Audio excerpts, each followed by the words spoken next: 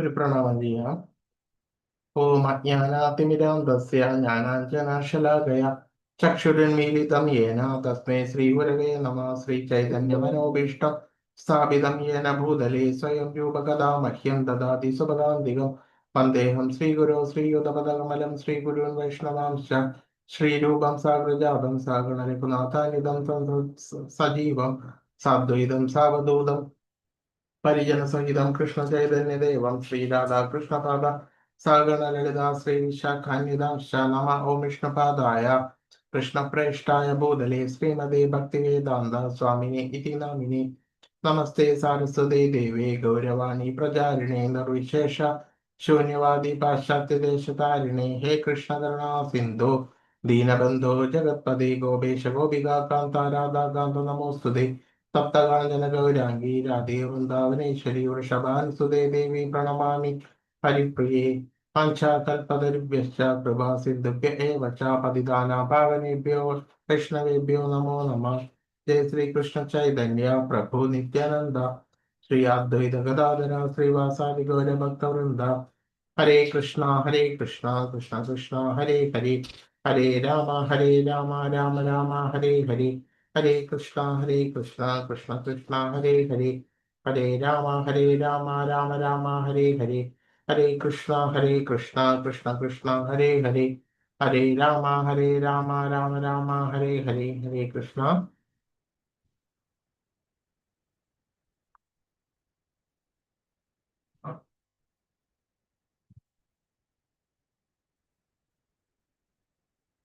ഹരേ Krishna. Attendance ഇട്ടോളൂട്ടാ സാദര chart. Hare Krishna പ്രഭുജി പ്രണാമം. ഹരേ കൃഷ്ണ പ്രണാമം.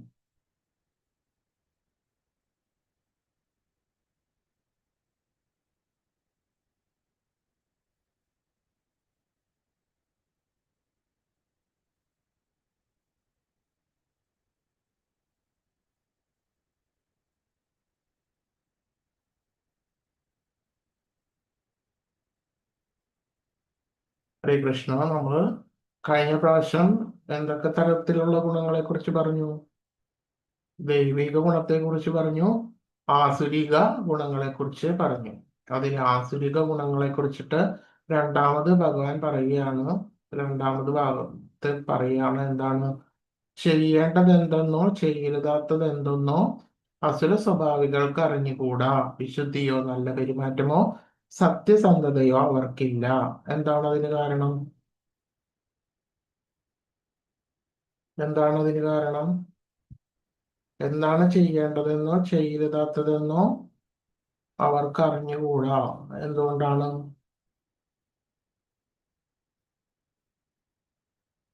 ഭഗവാൻ എല്ലാവർക്കും ഒരേപോലെയല്ലേ ശാസ്ത്രങ്ങളെല്ലാം തന്നത്? എല്ലാ മനുഷ്യരാശിക്കും ഒരേപോലെയാണ് ശാസ്ത്രങ്ങളെല്ലാം തന്നിട്ടുള്ളത്. ഗുരുക്കന്മാരും അനവധി ഉണ്ട്. എന്നിട്ടും ഇവർക്ക് എന്താണ് അറിയാത്തത്? പറയൂ.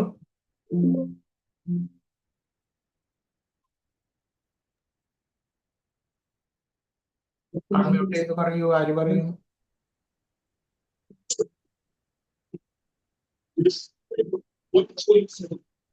എന്താണ്? ആ ആസുരിക ഭാവം തമോ ഗുണത്തിലാണ് ഉള്ളവർക്ക്. ആ അവരുടെ ബോധം തമോ ഗുണത്തിലാണ്. അത് മാത്രമല്ല, ഭഗവാൻ തന്നെ അവരുടെ ബോധം മറച്ചിരിക്കുന്നു. എന്തുകൊണ്ടെന്നാൽ സഞ്ചിതമായിട്ടുള്ള പാപകർമ്മങ്ങൾ കൊണ്ട് അവരുടെ ആ സ്മൃതി ബോധം എല്ലാം മറച്ചിരിക്കുന്നു. അതുകൊണ്ട് തന്നെ ശരിയായ ശാസ്ത്രങ്ങളും അതിനനുസരിച്ച് ഉള്ള ഗുരുക്കന്മാരും ഈ ഭൂമുഖത്ത് ഉണ്ടെങ്കിൽ പോലും അവർ അതിനെ നിരസിക്കുന്നു. അതുകൊണ്ട് തന്നെ അവർക്ക് ശരിയായിട്ടുള്ള മാർഗനിർദ്ദേശം ലഭിക്കുന്നില്ല. അതുകൊണ്ട് തന്നെ അവർക്ക് നല്ല പെരുമാറ്റമോ സത്യസന്ധതയോ ഒന്നും അവർക്ക് ഇല്ല.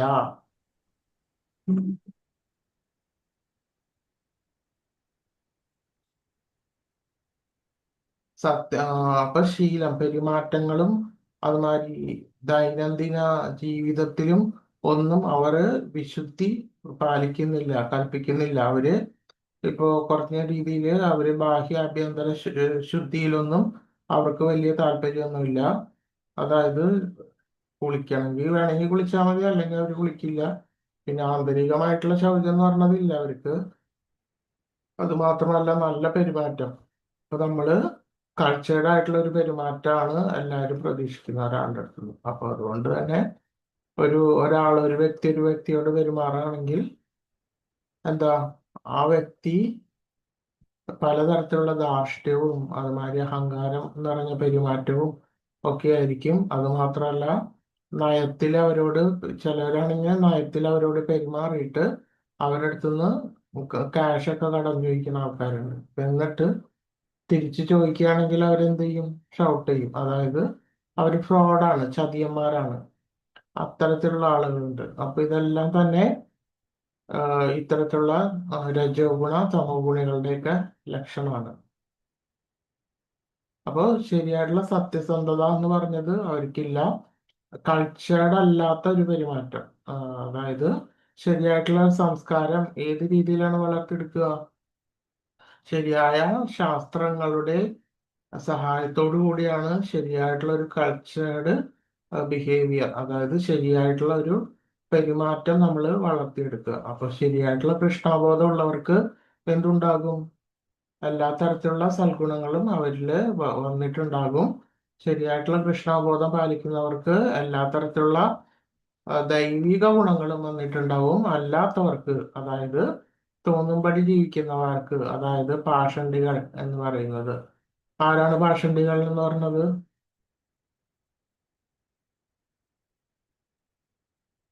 ആരാണ് പാഷണ്ഡികൾ?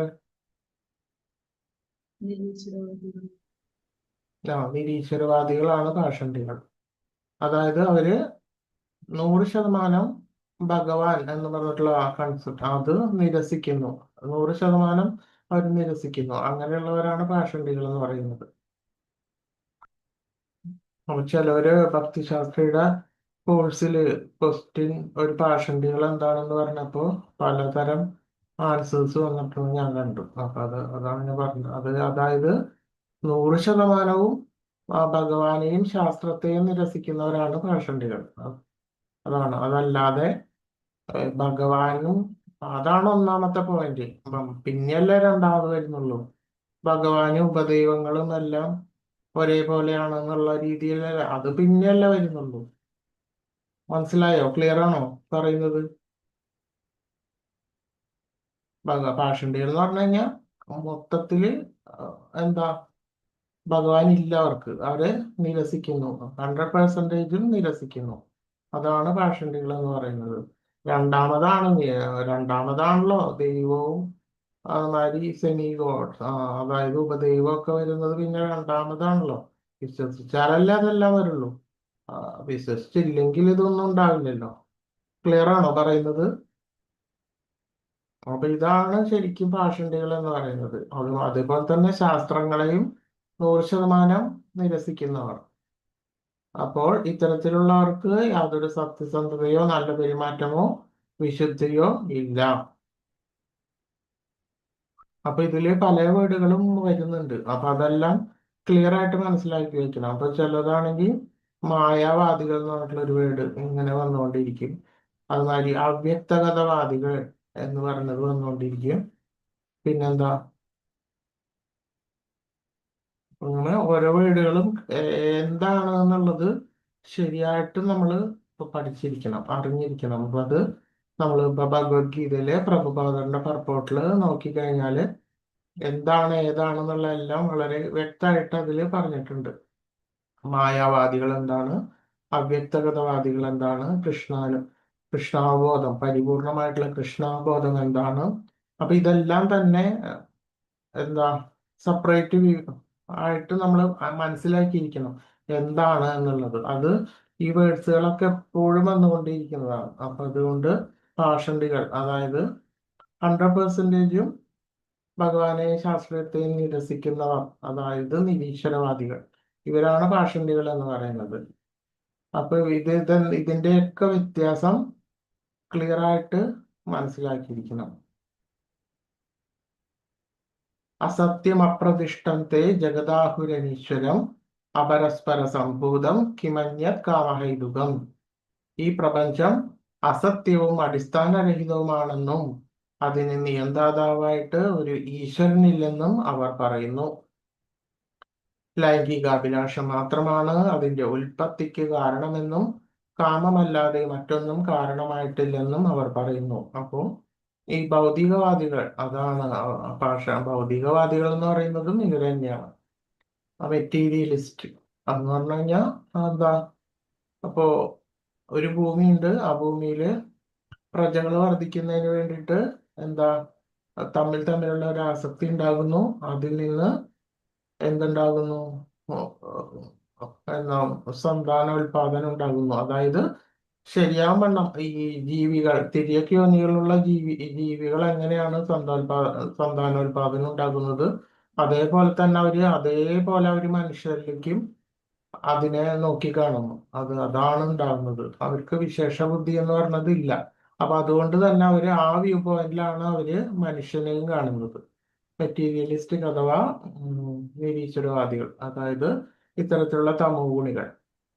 അപ്പോൾ അതുകൊണ്ട് തന്നെ അവരെന്താ പറയുന്ന വെച്ച് കഴിഞ്ഞാൽ നല്ല രീതിയിൽ ഭക്ഷണം, നല്ല തരത്തിലുള്ള ഭക്ഷണങ്ങള്, അത് എങ്ങനെയൊക്കെയാണ് നമുക്ക് നമ്മുടെ നാവിന് ഇഷ്ടപ്പെട്ടത് എന്താണ് അതൊക്കെ കഴിക്കുക, നല്ല രീതിയിലുള്ള ആഗ്രഹങ്ങളെല്ലാം ഭോഗങ്ങളും സാധിക്കുക, അതേ രീതിയിൽ നല്ല രീതിയിൽ ജീവിക്കുക, ഇങ്ങനെയൊക്കെയാണ് അവർ പറയുന്നത്. ചർവാകം എന്ന് പറയുന്ന തന്നെ അങ്ങനെ ഒരു ശാസ്ത്രം പറഞ്ഞിട്ടുണ്ടായിരുന്നു. ചവയ്ക്കുക എന്നാണ് അതിന്റെ അർത്ഥം. അതായത് നല്ല രീതിയിൽ ഭക്ഷണം കഴിക്കുക, നല്ല സുഖസമൃദ്ധമായിട്ടുള്ള ഭക്ഷണം കഴിക്കുക. അതിപ്പോ ആരെ കൊന്നാലും വേണ്ടില്ല, എന്തായാലും വേണ്ടില്ല, എങ്ങനത്തെ ആയാലും അതേപോലെ. അപ്പൊ അതുപോലെ തന്നെ ഇത്തരത്തിലുള്ള മൃഗബുദ്ധിയാണ് ഇത്തരത്തിലുള്ളവർക്ക് മുന്നിട്ട് നിൽക്കുന്നത്. അതുമാത്രമല്ല, ഈ ഭൂമി നിലനിൽക്കുന്നത് തന്നെ ഈ ആഗ്രഹങ്ങളുടെ പിൻബലത്തോട് കൂടിയിട്ടാണ് നിൽക്കുന്നത്. അതിനുശേഷം ഒരാൾ മരിക്കുകയാണെങ്കിൽ ആ മരണശേഷം പിന്നീട് വേറൊരു ജന്മമൊന്നും ഇല്ല, അതോടുകൂടി എല്ലാം കഴിയും. അതുകൊണ്ട് തന്നെ ഈ ജീവിച്ചിരിക്കുന്ന വേളയില് സന്തോഷത്തോടു കൂടിയിട്ട് കിട്ടിയതിനെല്ലാം ആസ്വദിച്ച് ജീവിക്കുക. ഇതാണ് ഭൗതികത, 100% ഭൗതിക മെറ്റീരിയലിസ്റ്റിക് എന്ന് പറയുന്നത്. അപ്പോ അതാണ് ഇപ്പൊ ഇവിടെ പറയുന്നത്. ലൈംഗികാഭിലാഷം മാത്രമാണ് ഇതിന്റെ എല്ലാം ഉൽപ്പത്തിക്ക് കാരണം. കാമം എന്ന് പറയുന്നത് ആഗ്രഹം എന്നാണ്. അപ്പൊ നമ്മളുടെ പലതരത്തിലുള്ള ആഗ്രഹമാണ് നമ്മളെ ഈ രീതിയിൽ പലതിന്റെയും പിന്നാലെ പോകാൻ വേണ്ടിയിട്ടൊക്കെ നിൽക്കുന്നത്. അത് മുഴുവൻ അനുഭവിക്കണം എന്നാണ് ഇവര് പറയുന്നത്.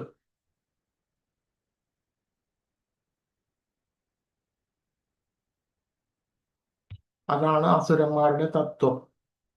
അതായത് ഈ പ്രപഞ്ചം അസത്യമാണ്, നിയന്ത്രിതമായിട്ട് ഒരു ഈശ്വരനില്ല, ഇങ്ങനെയാണ് പറയുന്നത്. അതായത് പാഷണ്ഡികൾ എന്നാണ് പറയുന്നത്. ലൈംഗികാഭിലാഷം മാത്രമാണ് ഭൗതിക ലോകത്തിന്റെ ഉൽപ്പത്തിക്ക് കാരണമെന്നും കാമമല്ലാതെ മറ്റൊന്നും കാരണമില്ല എന്നും അവർ പറയുന്നു. അപ്പൊ ഇത് കാരണം കൊണ്ട് തന്നെ അവർക്ക് യാതൊന്നിനെയും പേടിക്കാനോ ഒന്നും തന്നെ ഇല്ല. അതുകൊണ്ട് തന്നെ അവര് കർമ്മ സിദ്ധാന്തങ്ങളോ ഒന്നും തന്നെ അവർക്ക് എന്തില്ല, അവർക്ക് അറിഞ്ഞുകൂടാ. അഥവാ അറിഞ്ഞാൽ തന്നെ അവർക്ക് താല്പര്യവും ഇല്ല. അപ്പൊ അതുകൊണ്ട് തന്നെ അവരുടെ സുഖത്തിനും ഭോഗത്തിനും ആണ് അവര് മുൻകൈ എടുക്കുന്നത്. അതുകൊണ്ട് തന്നെ അവരുടെ ആഗ്രഹ പൂർത്തീകരണത്തിന് വേണ്ടിയിട്ട് പലതരത്തിലുള്ള കൊടും ക്രിയകൾ, അതായത് വികർമ്മങ്ങൾ, മറ്റുള്ളവരെ ദ്രോഹിക്കുക തുടങ്ങിയ വികർമ്മ പ്രവർത്തനങ്ങൾ, ജനദ്രോഹപരമായിട്ടുള്ള പ്രവർത്തികളിൽ അവര് ഏർപ്പെടുന്നു. അതായത് ഈ നിഗമനങ്ങളെ പിന്തുടർന്ന് സ്വയം നഷ്ടപ്പെട്ടവരും അസുരന്മാരുമായിട്ടുള്ള ഈ അല്പബുദ്ധികൾ ലോകനാശകരങ്ങളായിട്ടുള്ള കൊടുംക്രിയകളിൽ ഏർപ്പെടുന്നു. അപ്പൊ ഈ ഒരു ആസുരിക ബുദ്ധി ഉള്ളത് കൊണ്ടാണ് ഈ ഇപ്പോ ഈ മോഡേൺ ഇറ, അതായത് ഈ പ്രസന്റ് ലൈഫിൽ ഈ ഒരു കാലഘട്ടത്തില് ആറ്റം ബോംബ്, ഹൈഡ്രജൻ ബോംബ് ഇതൊക്കെ കണ്ടുപിടിച്ചവരുടെ ബുദ്ധി ഈ ഒരു ബേസിലാണ്. അതായത് അവർക്ക് വേറെ ആരെയും പേടിക്കാനില്ല, ഒന്നുമില്ല. അവർക്ക് കാശ് കിട്ടും. അവരുടെ സുഖത്തിനും ഭോഗത്തിനും വേണ്ടിയിട്ട് അവർ പലതരത്തിലുള്ള പരീക്ഷണങ്ങൾ ചെയ്യും. പലതരത്തിലുള്ള അണുആയുധങ്ങൾ കണ്ടുപിടിക്കും. അത് ജനദ്രോഹപരമായിട്ടുള്ള, എന്നിട്ട് അവരതനുസരിച്ച് ജീവിക്കും. അതന്നെ. അപ്പൊ അതിന്റെ വരും വരായികളെ കുറിച്ചൊന്നും തന്നെ അറിയുന്നില്ല അവര്. അതായത് ഇത് ഉണ്ടാക്കി കഴിഞ്ഞ എത്ര വിലപ്പെട്ട മാനുഷിക മൂല്യങ്ങളെ കുറിച്ചിട്ടൊന്നും അവർക്ക് യാതൊരു തരത്തിലും അറിയാൻ വേണ്ട, അവർക്ക് യാതൊരു ധാരണയും ഇല്ല. അപ്പോൾ ഇത് ഉണ്ടാക്കി കഴിഞ്ഞാൽ എത്ര ആളുകൾ, നിരപരാധികളായിട്ടുള്ള എത്ര ആളുകൾ മരിക്കും എന്നുള്ളതോ യാതൊന്നും അവരുടെ കൺമുന്നിൽ ഇല്ല. അവരുടെ കൺമുന്നിലുള്ളത് എന്താണ്? അവരുടെ സുഖവും ഭോഗവും പണത്തിനും വേണ്ടിയിട്ടാണ് അവര് ഇത് ചെയ്തുകൊണ്ടേയിരിക്കുന്നത്. അതാണ് ലോകനാശകരങ്ങളായിട്ടുള്ള കൊടും ക്രിയകളിൽ ഈ അല്പബുദ്ധികൾ ഏർപ്പെടുന്നു. അപ്പോൾ ഇത്തരത്തിലുള്ള ആളുകളുടെ മനോഭാവം അസുര സ്വഭാവികൾ സ്വയം നഷ്ടപ്പെട്ടവരും അല്പബുദ്ധികളും ആണ്. ലോകനാശകരങ്ങളായിട്ടുള്ള കൊടും ക്രിയകളിൽ അവർ ഏർപ്പെടുന്നു. വ്യാമോഹിതരും അല്പബുദ്ധികളുമാണ് അവർ. കാരണം തങ്ങൾ പുരോഗമിക്കുകയാണെന്ന് വിചാരിക്കുന്നു, പക്ഷേ വിനാശകരമായിട്ടുള്ള ജോലികളിൽ ഏർപ്പെടുന്നു. അപ്പൊ ഇവരുടെ വിചാരം ഇത്തരത്തിലുള്ള എക്സ്പെരിമെന്റ്, അങ്ങനത്തെയുള്ള കണ്ടുപിടുത്തങ്ങളും പലതരത്തിലുള്ള ലോകനാശകരങ്ങളായിട്ടുള്ള പല ക്രിയകളും ചെയ്തിട്ട് അവർ വിചാരിക്കും നമ്മൾ പുരോഗമിക്കുകയാണ്. അതായത് സാധാരണ ഒരു മനുഷ്യനായിട്ട് തട്ടിച്ചു നോക്കുമ്പോൾ ചിലപ്പോൾ ഇവര് നല്ല നിലയിലായിരിക്കും ജീവിക്കുന്നത്, നല്ല സമ്പത്ത് ഉണ്ടാവും, നല്ല പൊസിഷൻ ഉണ്ടാവും. പക്ഷെ ഇവരുടെ ചെയ്തി എന്താണ്? ഇവരുടെ എക്സ്പെരിമെന്റ്, ഇവർ ചെയ്യുന്നത് ഇത്തരത്തിലുള്ള ലോകനാശകരങ്ങളായിട്ടുള്ള കൊടും ക്രിയകളാണ് ചെയ്യുന്നത്. അതുമാതിരി ഹിംസാത്മകവും ലോകനാശകരമായിട്ടുള്ള കൊടും ക്രിയകളിൽ ഇത്തരത്തിലുള്ളവർ ഏർപ്പെടുന്നു.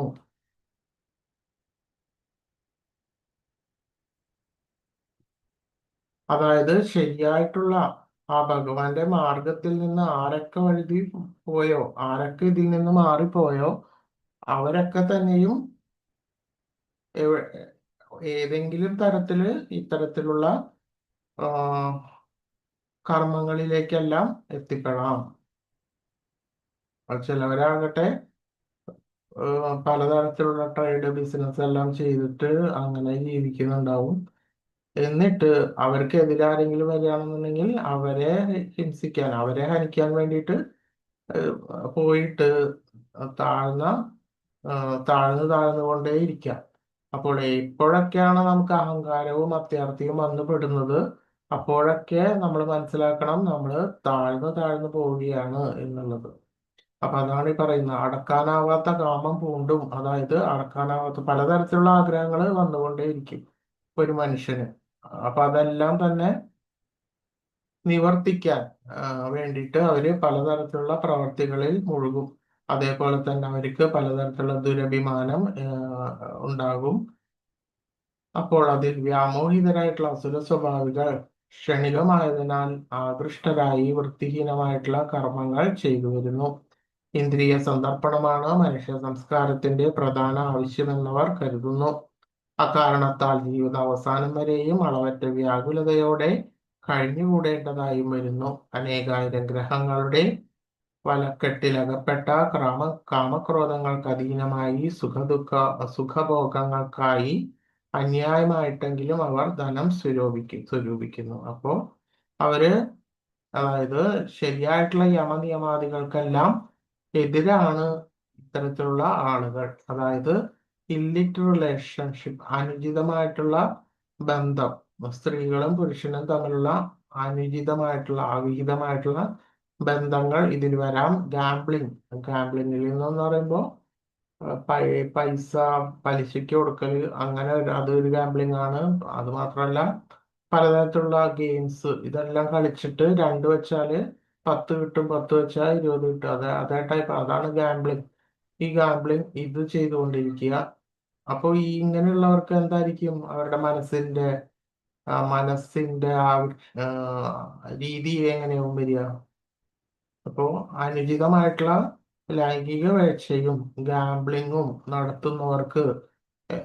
വളരെയധികം നടത്തുന്നവർക്ക് എന്തായിരിക്കും അവരുടെ മാനസിക നില? എന്താവും? ഏതെങ്കിലും ഒന്ന് പറയൂ. ഇല്ലിക്റ്റ് റിലേഷൻഷിപ്പ് ആണെങ്കിൽ അവർക്ക് വളരെയധികം എന്താ പലതരത്തിലുള്ള ആഗ്രഹങ്ങൾ, കാമങ്ങൾ ഇതെല്ലാം വന്നിട്ട് അവരുടെ ചിന്ത എപ്പോഴും താഴ്ന്ന നിലയ്ക്കായിരിക്കും, അതായത് മൃഗങ്ങളുടെ നിലയ്ക്കായിരിക്കും അവര്. അപ്പൊ അതുകൊണ്ട് തന്നെ ഒരിക്കലും ഭഗവത് സേവനത്തിനോ ഒന്നും തന്നെ അവർക്ക് താല്പര്യം ഉണ്ടാവില്ല, ആഗ്രഹം ഉണ്ടാവില്ല. അവരുടെ മനോനില എപ്പോഴും താഴ്ന്നുകൊണ്ടേയിരിക്കുന്നു. ഗാംബ്ലിങ് ചെയ്യുമ്പോൾ എന്തായിരിക്കും അവരുടെ നില, ഒരുവന്റെ മനോനില അറിയൂ? കൂടുതൽ ഉണ്ടാക്കണം എന്നുള്ള ചിന്ത വരും. ഗാംബ്ലിങ് ചെയ്യുമ്പോൾ എങ്ങനെയായിരിക്കും, എന്താണ്? അവർക്ക് ഒരിക്കലും തൃപ്തി വരുന്നില്ല, കൂടുതൽ ഉണ്ടാക്കണം. കൂടുതൽ കാശ് കിട്ടാനായിരിക്കും അവരുടെ മനസ്സ് എപ്പോഴും ആദ്യ രീതിയിലായിരിക്കും. ഒന്നുമില്ലെങ്കിൽ പ്രോഫിറ്റ് അല്ലെങ്കിൽ ലോസ്. അപ്പൊ അതായത് അല്ലെ, ചിലപ്പോ അവർക്ക് ലാഭം കുറെ കിട്ടിയിട്ടുണ്ടാവും, അപ്പൊ അവര് അതിൽ വളരെയധികം ആഹ്ലാദിക്കും. എങ്കിൽ പോലും അവർ അത് കൊടുത്തിട്ട് പിന്നെയും ഇൻവെസ്റ്റ് ചെയ്തുകൊണ്ടിരിക്കും, കൂടുതൽ കിട്ടാൻ വേണ്ടിയിട്ട്. അവർക്ക് അപ്പൊ അധികം ലോഭം, അത്യാർത്തിയാണ് കൂടിക്കൊണ്ടിരിക്കുന്നത്. അങ്ങനെ വന്നിട്ട് ചില സമയത്ത് അവർക്ക് വളരെയധികം വിഷമം വരും, അതായത് അവർക്ക് ലോസ് വരും. ഉള്ള പണം മുഴുവൻ നഷ്ടപ്പെട്ടിട്ടുണ്ടാവും.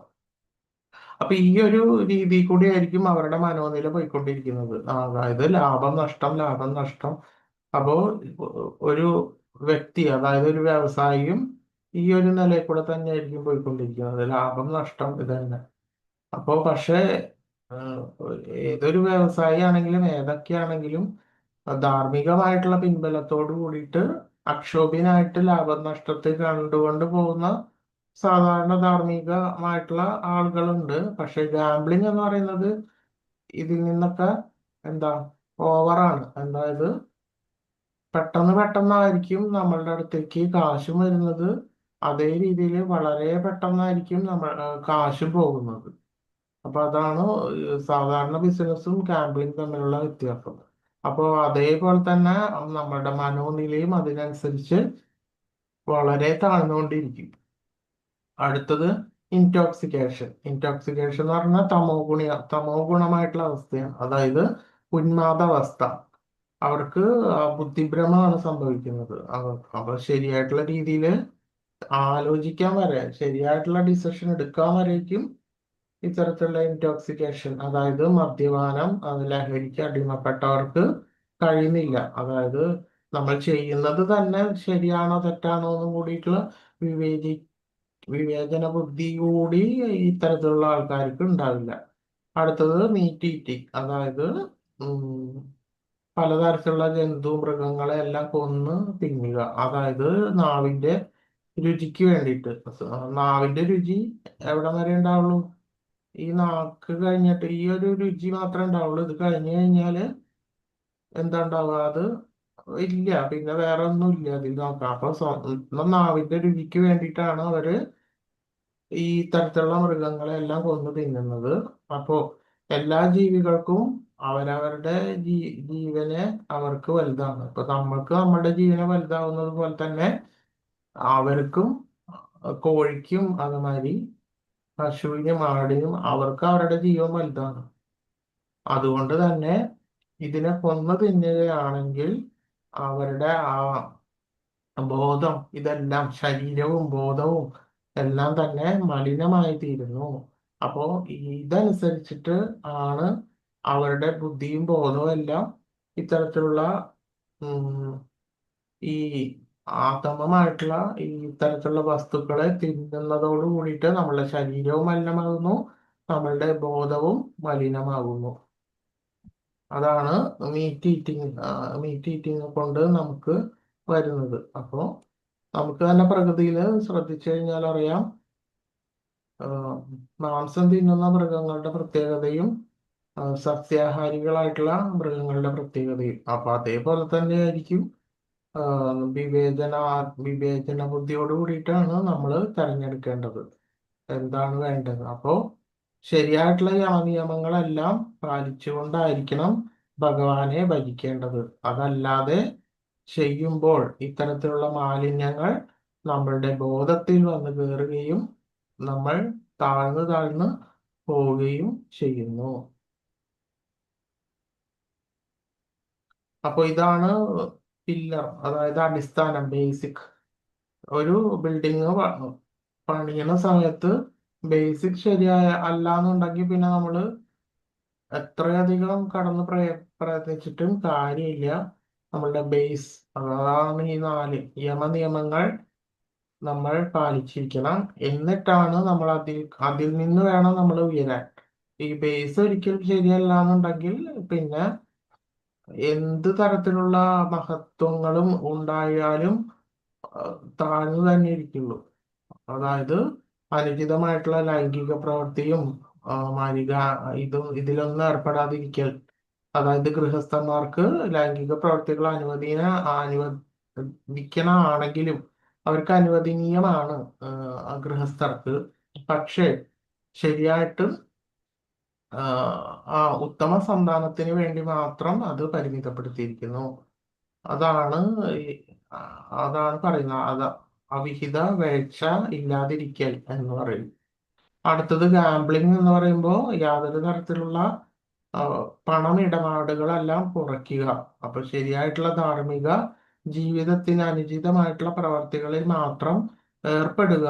അതല്ലാതെ അതിന് വിഘാതമായിട്ട് നിൽക്കുന്നത്, നമ്മുടെ കൃഷ്ണാബോധത്തിന് വിഘാതമായിട്ട് നിൽക്കുന്ന അധാർമികമായിട്ടുള്ള തരത്തിലുള്ള പണമിടപാടുകൾ നമ്മൾ ചെയ്യാതിരിക്കുക. അതായത് കടം കൊടുക്കുക, കടം വാങ്ങുക, മറ്റു തരത്തിലുള്ള അതായത് കാശ് പല രീതിയിൽ ഇൻവെസ്റ്റ് ചെയ്തിട്ട് പ്രോഫിറ്റ് ലോസിനും വേണ്ടിയിട്ട് മാത്രം ഈ ജന്മം നോക്കിയിരിക്കുകയാണെങ്കിൽ നമ്മുടെ മനസ്സ് എപ്പോഴും താഴ്ന്ന പടിയിലേക്ക് തന്നെ എത്തി നിൽക്കുന്നു. അടുത്തത് ഇൻടോക്സിക്കേഷൻ, അതായത് മറ്റ് തരത്തിലുള്ള ലഹരികൾ ചെയ്യുക. അങ്ങനെ വരുമ്പോൾ ബുദ്ധിഭ്രമം സംഭവിച്ചിട്ട് നമുക്ക് ഡിസിഷൻ എടുക്കാൻ പറ്റാത്ത രീതിയിലാകുന്നു, ആ തമോ ഗുണത്തിലേക്ക് എത്തിച്ചേരുന്നു. മീറ്റ് ഈറ്റിംഗ്, ഞാൻ നേരത്തെ പറഞ്ഞ പോലെ നമ്മുടെ ബോധവും മനസ്സും എല്ലാം തന്നെ മലിനമാകുന്നു.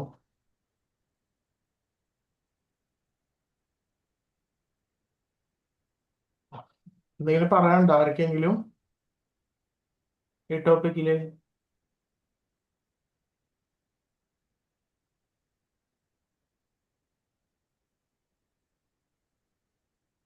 എന്തെങ്കിലും ചോദിക്കാനുണ്ടോ?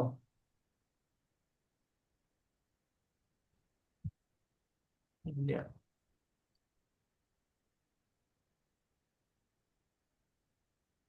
അപ്പോൾ ഇതെല്ലാം ക്ഷണികമാണ് എന്നുള്ളത് നമുക്ക് മനസ്സിലാക്കണം.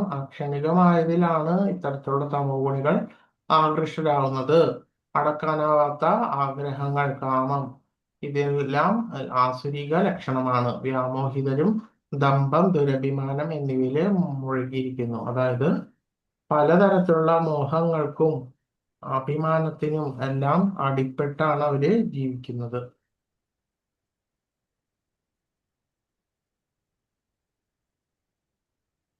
അസുര സ്വഭാവി ഇങ്ങനെ വിചാരിക്കും, എനിക്ക് ഇത്രയേറെ ധനമുണ്ട്, എൻ്റെ പദ്ധതികൾ അനുസരിച്ച് ഞാൻ ഇനിയും ധനമാർജിക്കും. ഇത്രയേറെ ധനം എനിക്കിപ്പോഴുണ്ട്, അത് ഭാവിയിൽ കൂടി കൂടി വരികയും ചെയ്യുന്നു.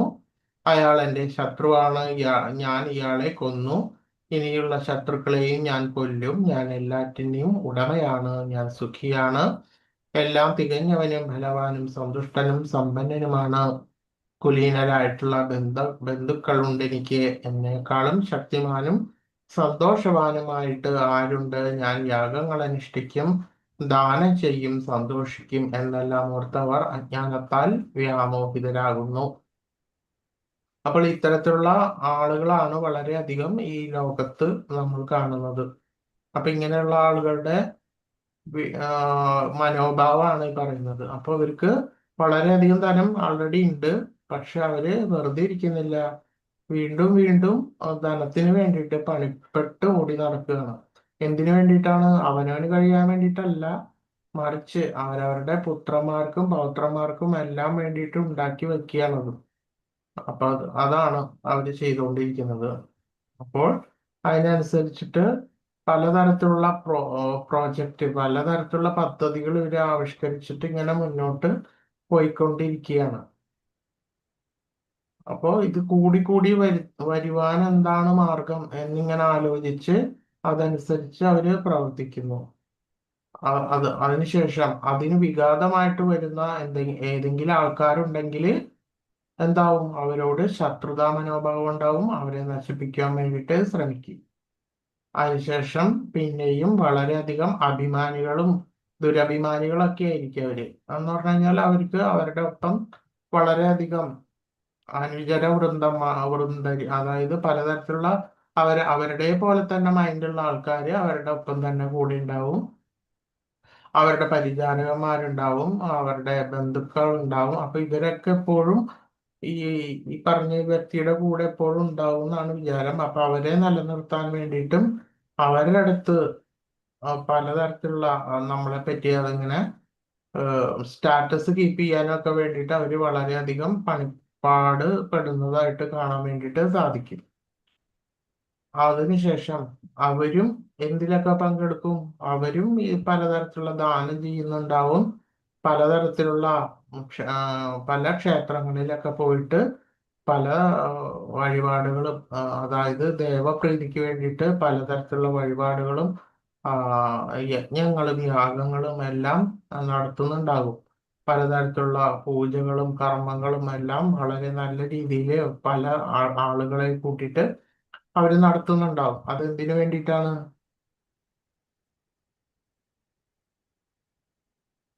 അവരുടെ ആഗ്രഹങ്ങൾ സാധിക്കാനായി. അവരുടെ ആഗ്രഹം സാധിക്കാൻ വേണ്ടിയിട്ട് ഒന്ന്. രണ്ടാമത് അവര് ഷോ മൈൻഡഡ് ആന്ന് പറഞ്ഞു കഴിഞ്ഞാൽ മറ്റുള്ളവരെ കാണിക്കാൻ വേണ്ടിയിട്ട്, അതായത് പലതരത്തിലുള്ള പല മേഖലകളിലുള്ള ആളുകളെ ക്ഷണിച്ചു വരുത്തിയിട്ട് അവര് തൻ്റെ ഡമ്പ്, അവരുടെ സാമ്പത്തിക സ്ഥിതി, അവരുടെ തൻ്റെതായിട്ടുള്ള ആ പ്രബലത്വം ഇതെല്ലാം കാണിക്കുവാൻ വേണ്ടിയിട്ടാണ് ഇവര് ഈ ഇത്തരത്തിലുള്ള ദൈവാരാധനകളിലെല്ലാം മുഴുകുന്നത്. അപ്പൊ നമ്മൾ കാണാറുണ്ട്, ഒരുവൻ ഈ നല്ല നല്ല വലിയ വലിയ യാഗങ്ങൾ യജ്ഞങ്ങളൊക്കെ ചെയ്യാൻ വേണ്ടിയിട്ട് വലിയൊരു കെട്ടിടം അങ്ങനെ ഒക്കെ കെട്ടി സമൂഹത്തില് പ്രധാനപ്പെട്ട സെലിബ്രിറ്റികളെ എല്ലാം ക്ഷണിച്ചു വരുത്തിയിട്ട് ഒക്കെ അങ്ങനെയുള്ള കാര്യങ്ങളെല്ലാം നമുക്ക് ഈ കാലത്തും കാണാൻ വേണ്ടിയിട്ട് സാധിക്കും. അപ്പോൾ ഇതെല്ലാം തന്നെ രജോ ഗുണ രജോ ഗുണികളുടെ എന്താ, അവരും ഇത്തരത്തിലുള്ള യാഗങ്ങളും പൂജകളും ഇതെല്ലാം അവരും ചെയ്യും. പക്ഷെ അവരുടെ മനോഭാവം ഒരിക്കലും സത്വഗുണിയുടേതല്ല. അവരുടെ മനോഭാവം വ്യത്യസ്തമാണ്. അതിനനുസരിച്ച് അതിന്റെ കർമ്മഫലവും വ്യത്യസ്തമായിരിക്കും. അപ്പോൾ അവരും ദാനങ്ങൾ ചെയ്യുന്നുണ്ടാവും, യാഗങ്ങൾ ചെയ്യുന്നുണ്ടാവും, അവർക്ക് അതിൽ സന്തോഷവും ഉണ്ടാകും. പക്ഷേ ഒരു സാത്വിക ആധിക്യമുള്ള ഒരാള് ഇത്തരത്തിലുള്ള പ്രവൃത്തി ചെയ്യുന്നുണ്ടാവും. പക്ഷെ അവരിൽ നിന്നും വ്യത്യസ്തമായിട്ടുള്ള ഒരു കർമ്മഫലമായിരിക്കും ആർക്കുണ്ടാവുക, ഈ ഇത്തരത്തിൽ ചെയ്യുന്ന രജോ ഗുണ തമോ ഗുണികൾക്കായിട്ടുള്ള ആളുകൾക്ക് ഉണ്ടാവുക. എന്തെന്നാൽ അവര് ഭഗവാനിൽ നിന്ന് വളരെ അകന്നാണ് നിൽക്കുന്നത്. ശരിയായിട്ടുള്ള കൃഷ്ണാവബോധം, ശരിയായിട്ടുള്ള അവബോധം അവർക്ക് ഇല്ല. ഭഗവാന്റെ അവബോധം, ഭഗവത് സേവ എന്ന് പറഞ്ഞിട്ടുള്ള അവബോധമൊന്നും അവർക്ക് ഉണ്ടാകില്ല. മറിച്ച് അവർക്ക് എന്താണ് മുന്നിട്ട് നിൽക്കുന്നത്, അവരുടെ സ്വഭാവത്തില് എന്തായിരിക്കും? അഹങ്കാരമായിരിക്കും മുന്നിട്ട് നിൽക്കുന്നത്.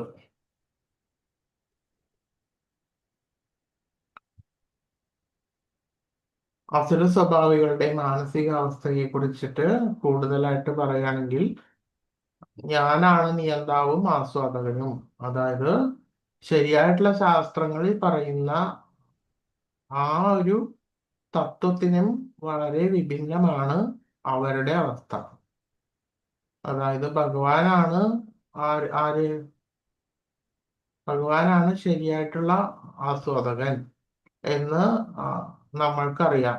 അത് ഭഗവാൻ എവിടെയാണ് പറഞ്ഞിട്ടുള്ളത്? ഭഗവത്ഗീതയില് 15-ാം അധ്യായം. ഭഗവാനാണ് ശരിയായിട്ടുള്ള ആസ്വാദകൻ. അതുകൊണ്ട് തന്നെ സർവ്വതും അപ്പൊ ഒരാളിപ്പോ നമ്മൾ ചോദിക്കും, എന്തിനാണ് ഭക്തിയുടെ സേവനം ചെയ്യേണ്ടത് എന്തിനാണ് എന്ന് ചോദിക്കുന്നതിന് ഉത്തരമാണ്. അതായത് ഭഗവാൻ തന്നെയാണ് ആസ്വാദകൻ. പരമ ആസ്വാദകൻ ഭഗവാനാണ്. അപ്പൊ എല്ലാ കർമ്മങ്ങളെയും ത്യജിച്ച്, അതായത് ആ, അത് എന്താണ്, ഏത് രീതിയിലാണെന്നൊക്കെ അനലൈസ് ചെയ്യാനുള്ളതല്ല, വേണ്ടതെല്ലാം ഭഗവാനാണ് ചെയ്യുന്നത്. അതല്ലാതെ മറ്റുള്ളവരുടെ പ്രീതിക്ക് വേണ്ടിയിട്ടല്ല, മറ്റുള്ളവർ കാണാൻ വേണ്ടിയിട്ടല്ല നമ്മൾ ഇത്തരത്തിലുള്ള കർമ്മങ്ങൾ ചെയ്യേണ്ടത്. അപ്പൊ ഇത്തരത്തിലുള്ള രജോ ഗുണികൾക്കൊന്നും അറിയുന്നില്ല. അപ്പോ ആത്മാവിനെ ദ്രവ്യവുമായി ബന്ധിപ്പിക്കുന്ന മിഥ്യാഹങ്കാരത്തെ സൂചിപ്പിക്കുന്നു. അതായത് ശരിയായിട്ടുള്ള ഭഗവത് തത്വത്തിലേക്കല്ല അവർ നീങ്ങുന്നത്, മറിച്ച് അവർ ഭൗതിക പദാർത്ഥങ്ങൾക്കാണ് ഊന്നൽ നൽകുന്നത്. 2, ഞാനെല്ലാം തികഞ്ഞവനും ബലവാനുമാണ് എന്ന് പറയുന്നു. പക്ഷെ ഇതെല്ലാം എല്ലാ കാലത്തും ഒരേപോലെ ഒരിക്കലും നിൽക്കുന്നില്ല. അത് ഇങ്ങനെ മാറിക്കൊണ്ടേ ഇരിക്കുന്നു എന്നുള്ള അതൊന്നും ഇവർക്ക് അറിയുന്നില്ല, ഈ അല്പബുദ്ധിക്ക് അറിയുന്നില്ല. അവർ വിചാരിക്കും അവർ വർദ്ധിച്ചുകൊണ്ടാണ് വരുന്നതെന്ന്. പക്ഷെ അത് നശിച്ചുകൊണ്ടിരിക്കുന്ന അവസ്ഥയാണ് എല്ലാവർക്കും ഉള്ളതെന്ന് ഒരിക്കലും മനസ്സിലാകുന്നില്ല. എന്റെ ശക്തിയാൽ, അതായത് അവനവന്റെ മേന്മയാലാണ് എല്ലാ പ്രവർത്തികളും വിജയിക്കുന്നത് എന്ന് അവര് വിചാരിക്കും. പക്ഷെ ശരിയായിട്ടും ഭഗവത് സേവ, ഭഗവാന്റെ ഭക്തിയിൽ ഊന്നിയിട്ടൊന്നുമല്ല അവർ ജീവിക്കുന്നത്. അതുകൊണ്ട് തന്നെ ഇത്തരത്തിലുള്ള അഹങ്കാരമായിട്ടുള്ള ചിന്ത, ഞാൻ എന്ന് പറഞ്ഞിട്ടുള്ള ഒരു ചിന്തയാണ് അവർക്ക് എപ്പോഴും മുന്നിട്ട് നിൽക്കുന്നത്. എന്റെ ശത്രുക്കൾ പെട്ടു, ഞാൻ സന്തോഷവാനാണ്. അപ്പോ അവര് എന്താ, അവർക്കെതിരെ വരുന്ന ശത്രുക്കൾ മാറിക്കഴിഞ്ഞാല് അവർക്ക് പിന്നെയും പിന്നെയും ഉള്ള വഴികളെല്ലാം തുറന്നു കിട്ടിയിട്ട് പിന്നെയും സമ്പത്ത് നേടാനും സുഖം നേടാനുള്ള മാർഗം അവർ തെരഞ്ഞുകൊണ്ടേയിരിക്കും. അപ്പോൾ ഇങ്ങനെയായിരിക്കും ഒരു അസുര സ്വഭാവികളുടെ മാനസിക അവസ്ഥ.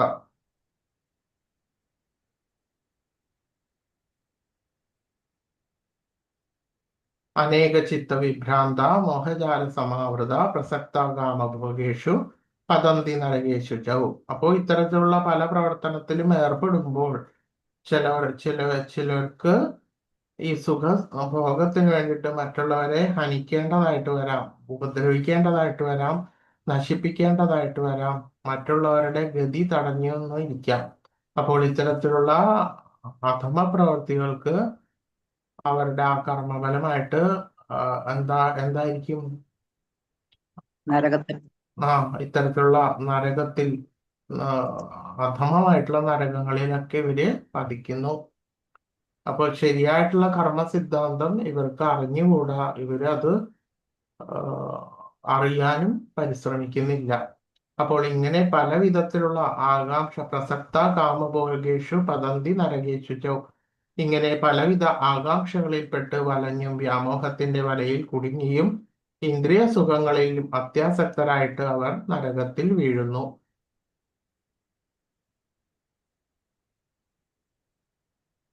മോഹജാല, അതായത് മോഹത്തിന്റെ വല, മോഹമാകുന്ന വല.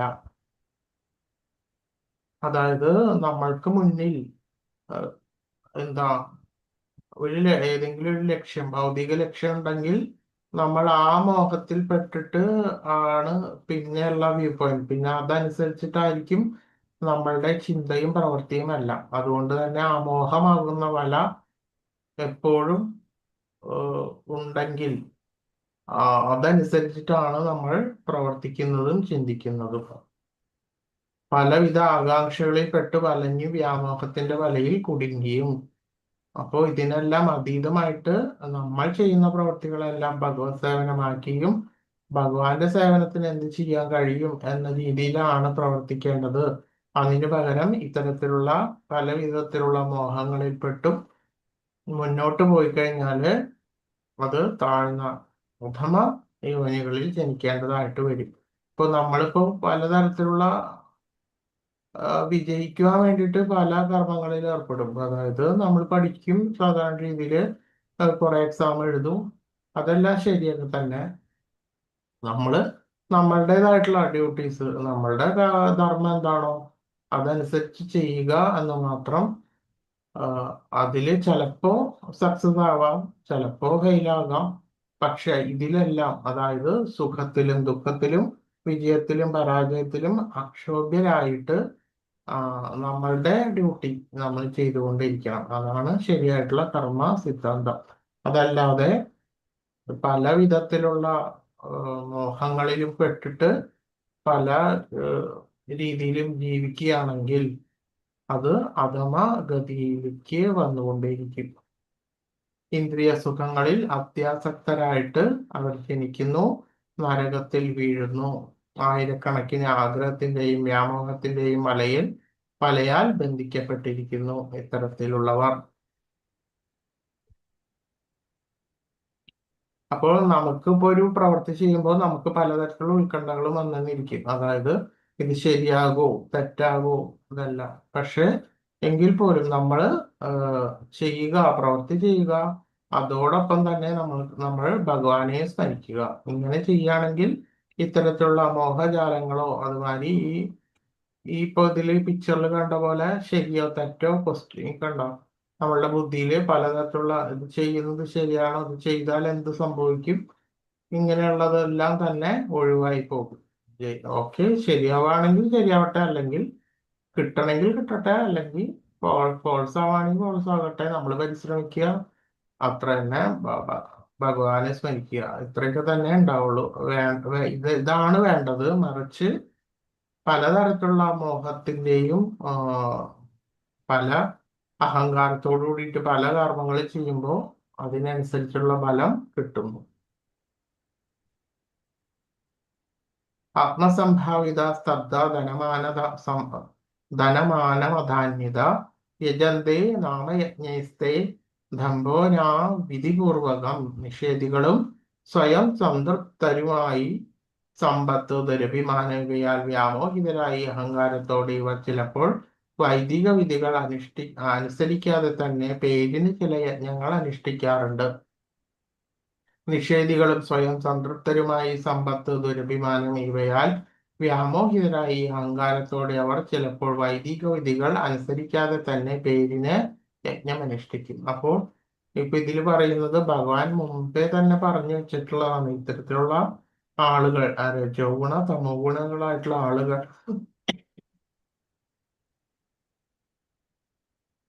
അവർ ദാനവും ചെയ്യും, അതുമാതിരി പലതരത്തിലുള്ള യജ്ഞങ്ങളും പൂജകളും അവർ ചെയ്യും. എങ്കിലും അവർ അവരുടെ അഹങ്കാരം, അവരുടെ അഭിമാനം അവരെ കാണിക്കുവാൻ വേണ്ടിയിട്ടാണ് ഇത്തരത്തിലുള്ള കാര്യങ്ങൾ ചെയ്യുന്നത്. മറിച്ച് ദേവപ്രീതിക്കല്ല. എന്തെന്നാൽ അവർ ഇതിൽ പറയുന്നു വൈദിക വിധികൾ, ശരിയാവണ്ണം വൈദിക വിധികളൊന്നും അനുസരിക്കാതെയാണ് അവർ യജ്ഞങ്ങൾ നടത്തുന്നത്. എന്തെന്നാൽ അവരുടെ ബന്ധുബലവും അവരുടെ സമ്പത്തും ഇതെല്ലാം കാണുവാൻ വേണ്ടിയിട്ടാണ് മറ്റുള്ളവരെ ക്ഷണിച്ചിരിക്കുന്നത്. അതുകൊണ്ട് തന്നെ അവര് ചെയ്യുന്നത് എന്താണ്? അവരുടെ മേന്മ മറ്റുള്ളവരെ കാണിക്കാൻ വേണ്ടിയിട്ടാണ്. മനസ്സിലായോ? ക്ലിയർ ആണോ പറയുന്നത്? അപ്പോൾ ദേവപൂജയും യജ്ഞങ്ങളും മറ്റു തരത്തിലുള്ള കർമ്മങ്ങളും വൈദിക വിധികളെല്ലാം നോക്കുമ്പോ എല്ലാം കറക്റ്റാണ്. എന്താ, നല്ല ആർഭാടമായിട്ടെല്ലാം ചെയ്യുന്നുണ്ട്. പക്ഷെ എന്താ, ആന്തരികമായിട്ട് നോക്കുകയാണെങ്കിൽ ഇവിടെ ഇതില് യാതൊരു തരത്തിലുള്ള യജ്ഞവിധികളോ തത്വങ്ങളോ ഒന്നും പാലിക്കാതെ ആയിരിക്കും ചെയ്യുന്നത്. അവരുടെ ആഗ്രഹം, അവരുടെ മേന്മ കാണിക്കുവാൻ വേണ്ടിയിട്ട് ആൾക്കാരെ കൂട്ടുക എന്ന് മാത്രമേ ഉള്ളൂ ഈ ഒരു ഇത്.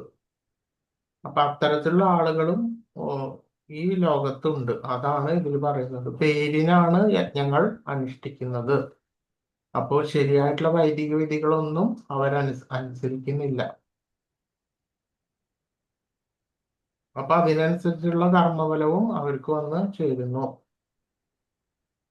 നിഷേധികളും സ്വയം സംതൃപ്തരുമായി സമ്പത്ത് ദുരഭിമാനം ഇവയാൽ വ്യാമോഹിതരായിട്ട് അതുമാതിരി അഹങ്കാരത്തോടെ വൈദിക വിധികൾ അനുസരിക്കാതെ ഇത്തരത്തിലുള്ള അതുമാതിരി കപടമായിട്ടുള്ള ആചാരങ്ങൾ, കപട മതപരമായിട്ടുള്ള ആചാരങ്ങൾ, ഇതൊന്നും തന്നെ ഇതിന്റെയൊക്കെ ഫലം എന്തായിരിക്കും?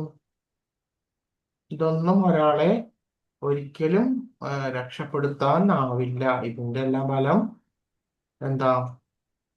താഴെ, അതായത് പതന്തി നരകേഷു, അതായത് ഈ അശുചിയായിട്ടുള്ള ഈ നരകങ്ങളിലേക്കാണ് ഒരുവനെ പതിപ്പിക്കുന്നത്.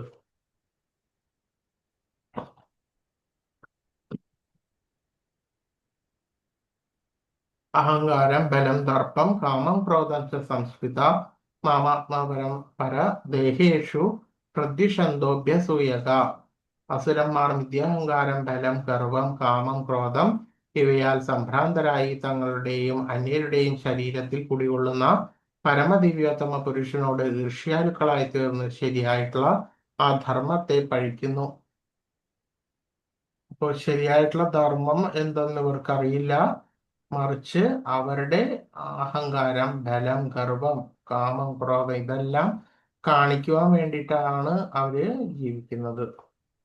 അതുകൊണ്ട് തന്നെ ശരിയായിട്ടുള്ള തത്വങ്ങളോ ഭഗവത് സേവയോ ഒന്നും ഇവരുടെ സ്മൃതിയിൽ, ഇവരുടെ മനസ്സിൽ വരുന്നില്ല.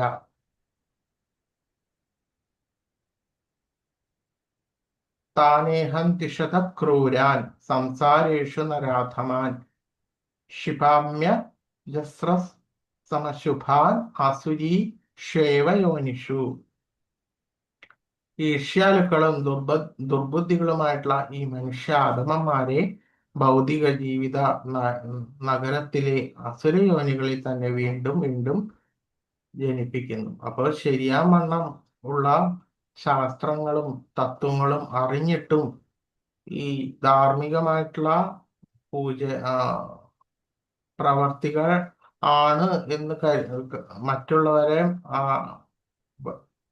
മറ്റുള്ളവരുടെ മനസ്സിൽ താൻ ഉന്നതനാണ് എന്ന് വരുത്തി തീർക്കാൻ അവര് ഇത്തരത്തിലുള്ള എന്താ പൂജകളും മറ്റ് ദേവപൂജകളും മറ്റ് യജ്ഞങ്ങളും നടത്തുന്നു എങ്കിൽ പോലും അവർ വീണ്ടും വീണ്ടും ഈ അസുര യോനികൾ, അതായത് തമോ ലോകങ്ങളിൽ അവർ ജനിക്കുന്നു.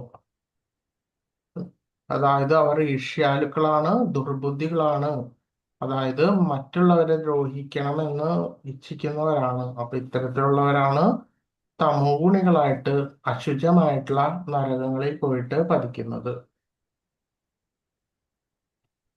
ആസുരീം യോനിമാപന്ന മൂഢാ ജന്മനി ജന്മനി മാമപ്രേത്യവ കൗന്ദേയ തതോ യാന്ധ്യതമാംഗതീം.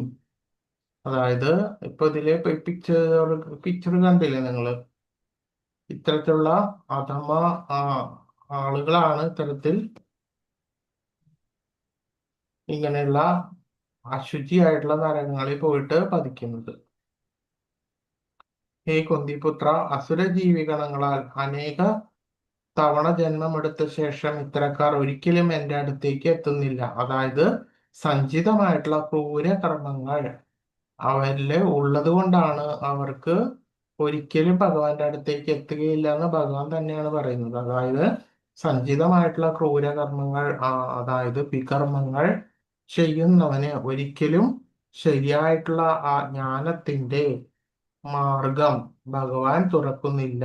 എന്തെന്നാൽ അവർക്ക് അതെല്ലാം ലഭ്യമാണെങ്കിലും അവർക്ക് അതിന്റെ നേരെ തിരിയുവാനുള്ള ആ ബുദ്ധി, സൽബുദ്ധി ഭഗവാൻ അവർക്ക് കൊടുക്കുന്നില്ല.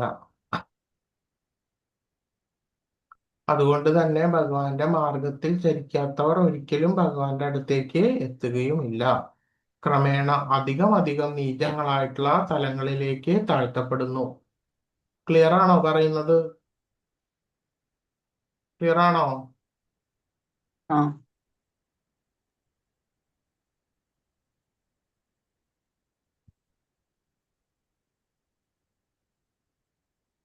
അസുര സ്വഭാവികൾ നരകത്തിലേക്ക് പോകുന്നു, ഒരിക്കലും എൻ്റെ അടുത്തേക്ക് എത്തുകയില്ല, അതായത് ഭഗവാന്റെ അടുത്തേക്ക് എത്തുകയില്ല.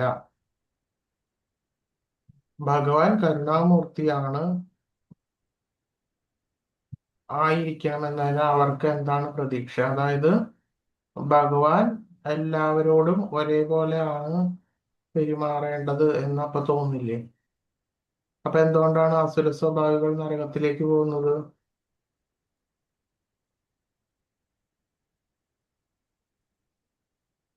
എന്തുകൊണ്ടാണ് ഒരിക്കലും ഭഗവാന്റെ അടുത്തേക്ക് എത്താത്തത്? ഭഗവത് സേവനം ചെയ്യാം. ശരിയായിട്ടുള്ള വിശേഷ ബുദ്ധി നമ്മൾക്ക് കിട്ടിയിട്ടും ആ ബുദ്ധി ഉപയോഗിച്ചിട്ട് അവര് എന്ത് ചെയ്യുന്നു? വിശേഷ ബുദ്ധി കിട്ടിയിരിക്കുന്നത് ഭഗവാന്റെ അടുത്തേക്ക് എത്തുവാൻ വേണ്ടിയിട്ടാണ് ഭഗവാൻ നമുക്ക് വിശേഷ ബുദ്ധി തന്നിരിക്കുന്നത്. അപ്പോ മൃഗങ്ങളിൽ നിന്ന് വ്യത്യസ്തമായിട്ട് വിശേഷ ബുദ്ധി മനുഷ്യനുണ്ട്. ആ ബുദ്ധി ഉപയോഗിച്ചിട്ട് വേണം നമ്മൾ ഭഗവാന്റെ അടുത്തേക്ക് എത്താൻ. അതിനു വേണ്ടിയിട്ടാണ് ഭഗവാൻ മനുഷ്യന് വിശേഷ ബുദ്ധി തന്നിരിക്കുന്നത്. മറിച്ച് ആ വിശേഷ ബുദ്ധി ഉപയോഗിച്ചിട്ട് ആളുകൾ എന്ത് ചെയ്യുന്നു?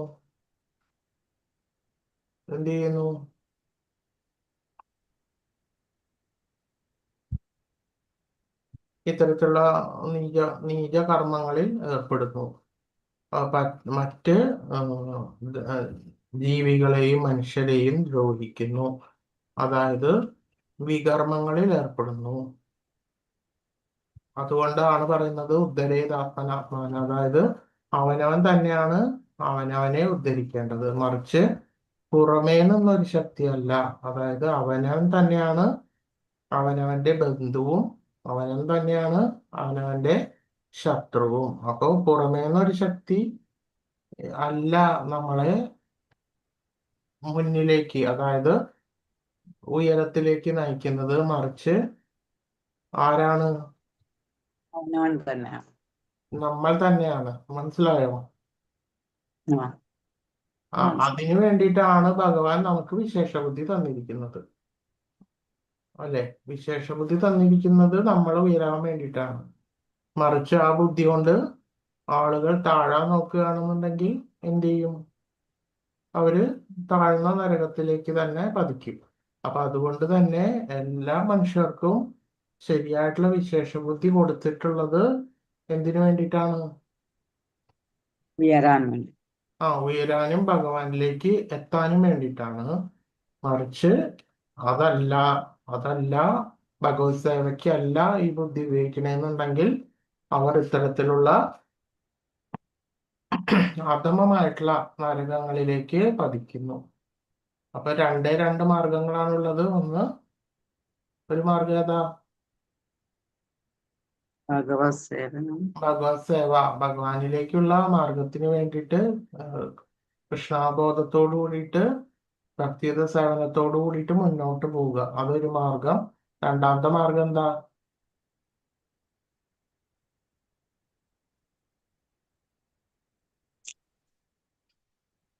രണ്ടാമത്തെ മാർഗമാണ് ഓട്ടോമാറ്റിക്. ഈ ഭക്തിയുത സേവനം ഒരാൾ ചെയ്തില്ലെങ്കിൽ രണ്ടാമത്തെ മാർഗത്തിലുള്ള ആളുകളാണെന്ന് പറയാം.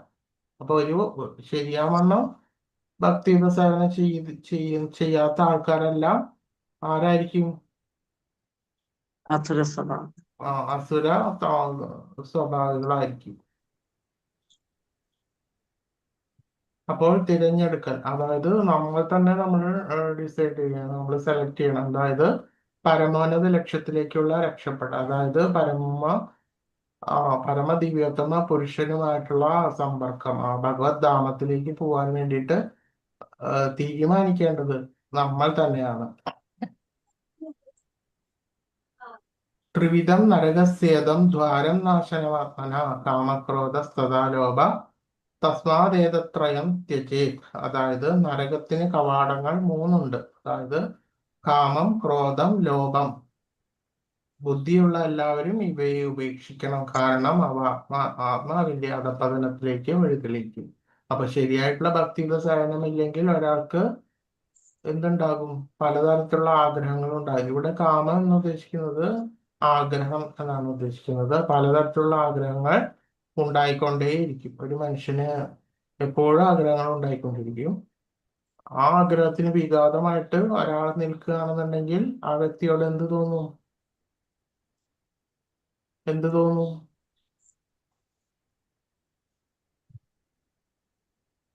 വിരോധം. ക്രോധം തോന്നും. ക്രോധം തോന്നും. പിന്നെ അത് മാത്രമല്ല, അലോഭം, അതായത് അത്യാർത്തി. നമുക്ക് ആവശ്യത്തിനുള്ള ധനം ഉണ്ടെങ്കിലും നമ്മൾ പിന്നെയും പിന്നെയും പണത്തിന് വേണ്ടിയിട്ടും യത്നിച്ചുകൊണ്ടിരിക്കും. അതാണ് ലോഭം. അപ്പൊ ഇതാണ് നരകത്തിന്റെ 3 കവാടങ്ങൾ: കാമം, ക്രോധം, ലോഭം. ബുദ്ധിയുള്ള എല്ലാവരും ഇവയെ ഉപേക്ഷിക്കണം. അപ്പൊ ശരിയായിട്ടുള്ള ധാർമ്മിക ബുദ്ധിയോടുകൂടി ശരിയായിട്ടുള്ള കർമ്മങ്ങൾ ചെയ്യണം. എന്നിട്ട് നമുക്ക് ധനം കിട്ടുകയാണെങ്കിൽ ശരി. മറിച്ച് വളരെയധികം ധനം കിട്ടിയിട്ടും പിന്നീടും ഭക്തിയുത സേവനത്തിന് സമയം ചെലവഴിക്കാതെ പിന്നീടും കിട്ടിയ സമയം മുഴുവനും ധനത്തിന് വേണ്ടിയിട്ട്, ജോലിക്ക് വേണ്ടിയിട്ട് ഇങ്ങനെ ചെയ്തുകൊണ്ടിരിക്കുന്നവൻ, അത്യാർത്തി കൊണ്ട് ചെയ്യുന്നവൻ താഴേക്ക് പതിക്കുന്നു. ഇപ്പൊ എന്തെങ്ങനെയെന്നാൽ, ഒരു കഴുതയ്ക്ക് പുല്ലിന് വേണ്ടിയിട്ടാണ് ഒരു കഴുത ഈ അഹോരാത്രം വണ്ടി വലിക്കുന്നത്, അല്ലേ? കുറച്ച് പുല്ലല്ലേ അത് കഴിക്കുന്നുള്ളൂ. അല്ലേ? പുല്ല് വൈക്കോലൊക്കെ അല്ലേ കഴുത കഴിക്കുന്നത്, ആണോ? അതെ. അതെ. അപ്പൊ ഈ പുല്ല് അതിന് കാട്ടില് വളരെ സുലഭമായിട്ട് കിട്ടും. വൈക്കോല അതൊക്കെ എന്താണെങ്കിലും കാട്ടിൽ പോയി കഴിഞ്ഞാൽ അതിന് ഇഷ്ടം പോലെ കിട്ടും. പിന്നെ അത് എന്തിനാ പണിയെടുക്കുന്നത്?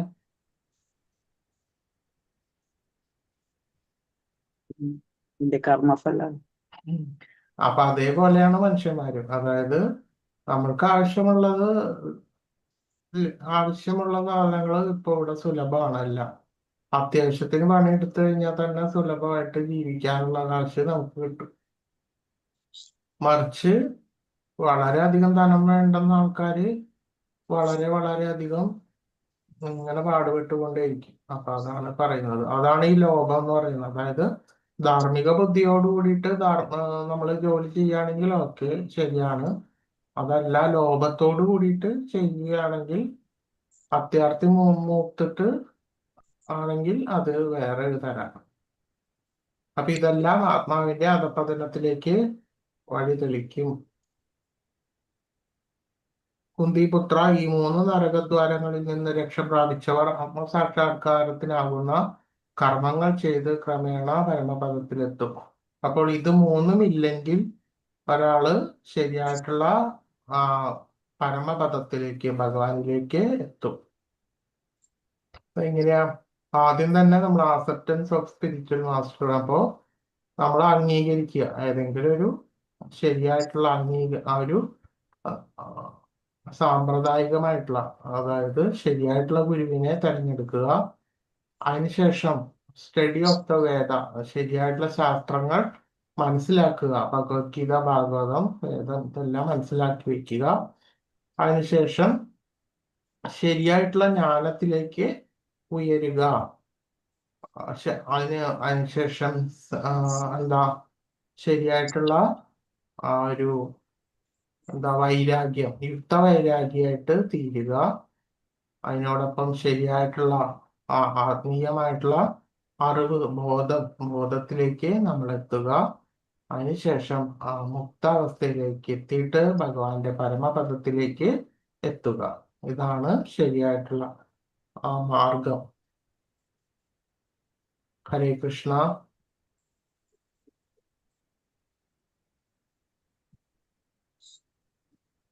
അപ്പോ ഈ ടോപ്പിക്ക് കഴിഞ്ഞു. വാഞ്ചാകൽപതരുഭ്യശ്ച കൃപാസിന്ധുഭ്യശ്ച പതിതാനാം പാവനേഭ്യോ വൈഷ്ണവേഭ്യോ നമോ നമഃ. അനന്തകോടി വൈഷ്ണവവൃന്ദ കീ ജയ്. ശ്രീല പ്രഭുപാദ് കീ ജയ്. ജയ് പ്രമാനന്ദേ. ഹരി ഹരി ബോൾ. ഹരേ കൃഷ്ണ.